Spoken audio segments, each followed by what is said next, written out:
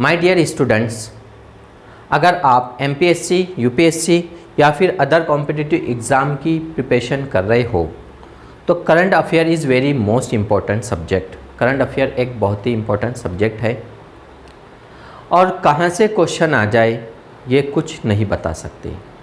और हमारा focus newspaper, magazine, website और अदर इश्यूज़ पर होना चाहिए। अभी करंट में हमने सभी न्यूज़पेपर में पढ़ा होगा, the Hindu, Indian express, Dainik Bhaskar, लोक सत्ता, अप्सपा के बारे में।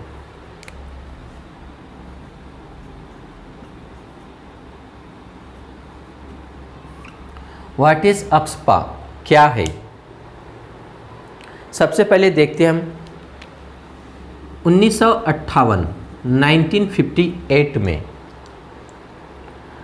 इंडियन पार्लियामेंट में ये एक्ट पास हुआ और 11 सितंबर 1958 में इसको लागू किया गया नागा हिल्स में। एक्चुअल में जो 7 सिस्टर है, अरुणाचल प्रदेश, आसाम, नागालैंड, मणिपुर, मिज़ोरम, त्रिपुरा, मेघालय, इसे कहते हैं हम ईस्टर्न स्टेट, मीन्स 7 सिस्टर, पूर्वोत्तर 7 राज्य। अब हमेशा यहाँ पर क्या होता है, जबकि ये एक ही भारत के राज्य है और उन राज्यों में बॉर्डर शेयरिंग से रिलेटेड झगड़ा होता है या कभी कभी उग्रवाद संगठन लड़ते हैं और उस एरिया में शांति को अशांति कर देते हैं, डिस्टर्ब एरिया को कर देते हैं। अब जाहिर सी बात है, जब बिजनेस रुक जाएगा, डेवलपमेंट रुक जाएगा तो हमारा सिस्टम नहीं चलेगा। तो डिस्टर्ब एरिया में अप्सपा को लागू किया जाता है और ये लागू करने के बाद कम से कम 6 महीने तक इसको रखा जाता है। लेकिन अगर वहाँ पर शांति नहीं आ रही है, पीस नहीं आ रहा है, फिर भी आपस में लड़ रहे हैं बॉर्डर शेयरिंग से रिलेटेड, तो उसको कंटिन्यू शुरू रखा जाता है। तो इसी तरह पूरे 7 सिस्टर में तो सबसे पहले नागा हिल्स में इसको लागू किया गया था। इसके बाद आसाम और 1 बाय 1 पूरे 7 राज्यों में इसको लागू कर दिया गया। अब इसके बाद 1983 में 1983 में पंजाब और चंडीगढ़, वहाँ पर इसको लागू किया गया और 14 वर्षों तक ये अप्सपा वहाँ पर रहा। 1997 में इसको रिमूव किया गया, हटाया गया। अब इसमें क्या होता है कि डायरेक्ट जो हमारे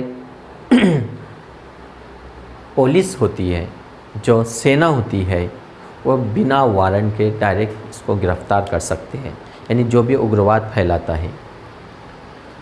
इसके बाद 1990 में जम्मू एंड कश्मीर में इसको लागू किया गया। जम्मू एंड कश्मीर में आतंकवादी गतिविधियां जब बढ़ने लगी और हालात बेकाबू होने लगे तो हमारी सेंट्रल गवर्नमेंट ने अप्सपा को लागू किया गया।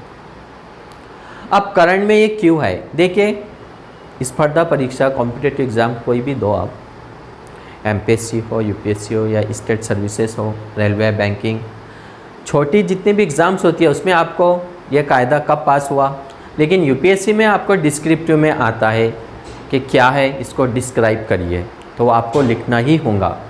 तो ऐसी सिचुएशन में हम क्या करेंगे? तो न्यूज़पेपर डिटेल पढ़िए, मैगज़ीन देखिए, वेबसाइट पर सर्च करिए और न्यूज़ चैनल सुनिए, तो आपके ये पॉइंट क्लियर होंगे। तो ये एक करंट का टॉपिक है कि हमने न्यूज़पेपर में पढ़ा है कि हमारी सेंट्रल गवर्नमेंट ने, नरेंद्र मोदी जी और होम मिनिस्टर अमित शाह ने, आपको पता होगा दिसंबर 2021 में एक कार्रवाई चल रही थी। उस कार्रवाई में हमारे जवानों ने कुछ 14 लोगों को गलती से गोली मार दिया, जिसमें उनकी जान चली गई। सेंट्रल गवर्नमेंट ने एक हाई लेवल पे उच्च स्तरीय कमेटी उसके ऊपर बिठाई कि वहाँ पर अफस्पा को हटाया जाना चाहिए या नहीं, और उच्च स्तरीय समिति ने डिसीजन लिया अब 1 अप्रैल 2022 से नागालैंड, आसाम और मणिपुर, इन राज्यों से, टोटल पूरे राज्य से नहीं, कुछ क्षेत्र डिस्ट्रिक्ट है जहाँ से अफस्पा को हटाया जा रहा है, रिमूव किया जा रहा है। इसलिए करंट का टॉपिक है। और ये सोर्स आपको newspaper the Hindu, Indian express और दैनिक भास्कर, लोक सत्ता में होगा।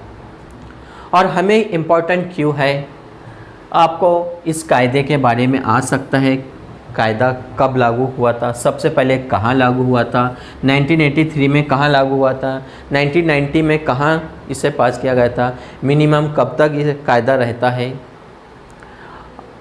अदर कॉम्पिटिटिव एग्ज़ाम में आपको ऑब्जेक्टिव में मल्टीपल चॉइस क्वेश्चन आ सकता है, लेकिन यूपीएससी में मेंस के लिए डिस्क्रिप्टिव आ सकता है। अंडरस्टैंड? तो फिर मिलते हैं हम ऐसे ही मोस्ट इन्फॉर्मेटिव वीडियो के साथ।